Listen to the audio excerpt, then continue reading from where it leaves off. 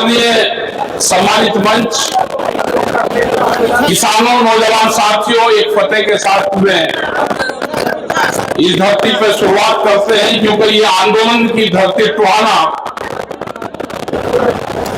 वाहेगुरु जी का खालसा, वाहेगुरु जी की फतेह। क्योंकि इस फतेह में आजादी है। और टुहाना में तो आपने देखा ही है, जब यहाँ पर आंदोलन चला तो उड़ा साहब और सब लोग, हमारी जो पूरी टीम थी, तो थाने में ही डटे भागे वही। तो यहां से फिर जीत होगी। आप सब लोग जो यहाँ पे आए, सबका धन्यवाद है। और दुख इस बात का है कि हमारे कुछ साथी जब आंदोलन में यहाँ पे आ रहे थे मीटिंग में, तो वे शहीद हुए।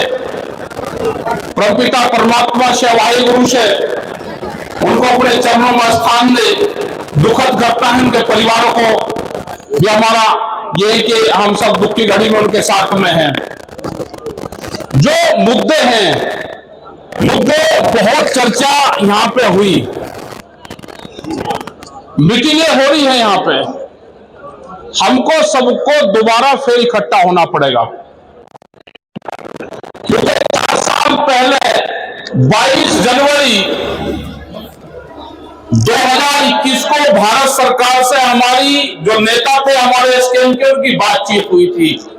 4 साल से भारत से कोई बातचीत भारत सरकार से नहीं हुई। वे बहकाते रहे, काम नहीं करेंगे। किसान संगठनों को मोर्चे का तोड़ने का काम सरकार करेगी। कुछ लोग उनके बहकाव में भी आएंगे।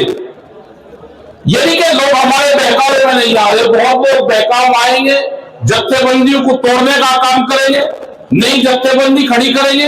ये सब सरकारों की पॉलिसी है। लेकिन हमारा जो किसान मोर्चा है, संयुक्त किसान मोर्चा हमारा एक है। हमने बार बार कहा कि हमारे वही 40 जो लीडर थे बड़े, हमें आज भी उसी में ही आस्था है हमारी। आप इकट्ठे रहोगे तो जीत होगी। लड़ाई हर मोर्चे की, हर जत्थेबंदी की अलग अलग चली हुई है।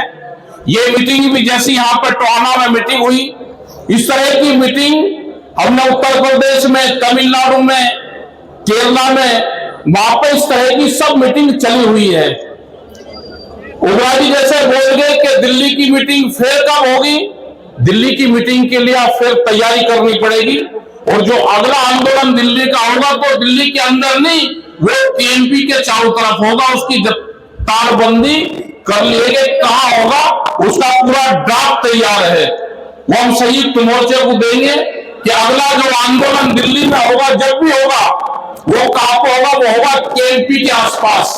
जो केएमपी है, दिल्ली को चारों तरफ से एक बाउंड्री है, उसके वहां पर होगा जब भी वो आंदोलन हो। लेकिन हमको एमएसपी गारंटी कानून के लिए एक विचारधारा पूरे देश को बनानी पड़ेगी। जैसे हरियाणा के मुख्यमंत्री ने कहा कि मैं तो 24 और 14 फसलों की खरीद कर रहे हैं। 14 फसलें, 24 फसलें तो हरियाणा में होती भी नहीं। ये झूठ बोलते हैं पूरा।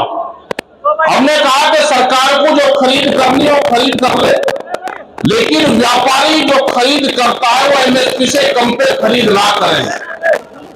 आपने देखा होगा कि बिहार के लोग आपके यहाँ पे मजदूरी करने आते हैं, वे बिहार के किसान हैं सब, लेकिन वहां पे मंडियां बंद होगी, उसको बाजार समिति बोलते हैं।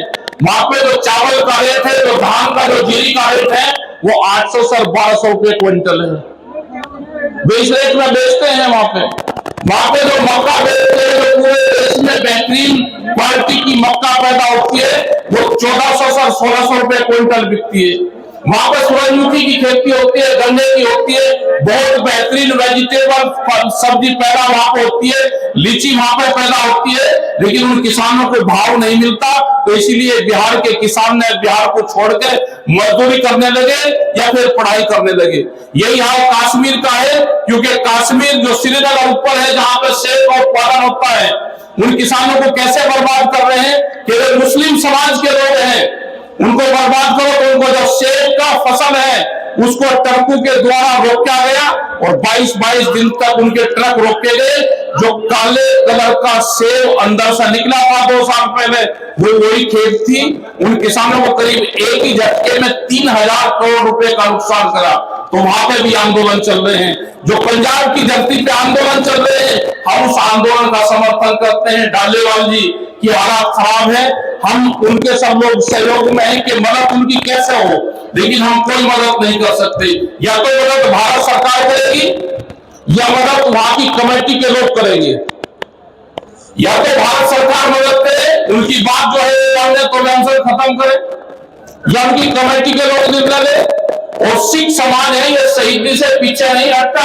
अगर डालेवाल जी को कुछ होगा तो उसकी बॉडी को भी वहां की कमेटी नहीं देगी, वो वही रखेगा उसकी बॉडी को भी।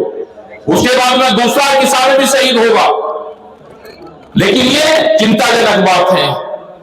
हमने संयुक्त मोर्चे ने एक 5 मेंबरी 6 मेंबरी कमेटी बनाई कि उन लोगों से बातचीत करें। शायद एक बार बातचीत हुई भी है, लेकिन कोई बातचीत सिरे नहीं चढ़ी। और ये लगता है कि ये आंदोलन 14 से 15 महीने के बीच में खत्म होगा। अभी वो आंदोलन 4 से 5 महीने और चलेगा। आप अपने संगठन पे ध्यान रखो, अपने संयुक्त मोर्चे के ऊपर ध्यान रखो। आपका संयुक्त मोर्चा मजबूत है, हताश होने की जरूरत नहीं है। उग्रा जैसे अगर संगठन साथ में है तो घबराने की बात नहीं। हमने उग्रा साहब को कहा कि जिस तरह से आप अपने संगठन आपने बनाया है, ये संगठन का हुनर जो है ये हमको भी दे दो। हमारे पास में संगठन का ये हुनर नहीं है जो आपके पास में, जिस तरह से आपकी एकजुटता है। अगर ये हुनर पूरे जत्थेबंदी में मिल जाए तो 5 दिन में इसको दिल्ली को फिर पता हम कर सकते हैं। तो आप लोग यहाँ आए, जो हमारी माताएं बहनें आए, पत्रकार बंधु आए, और आज का मौसम भी अभी ठीक रहा, तो आपका सबका धन्यवाद है। हम सब लोग एकजुट रहेंगे। किसान संयुक्त मोर्चा एक था, एक है और एक रहेगा। किसी के बहकाव में, किसी के हताश होने की जरूरत नहीं है। आप अपना काम करते रहें। जत्थेबंदी हमारी मजबूत रहेगी तो जीत हमारी होगी। ये लड़ाई लंबी चलेगी।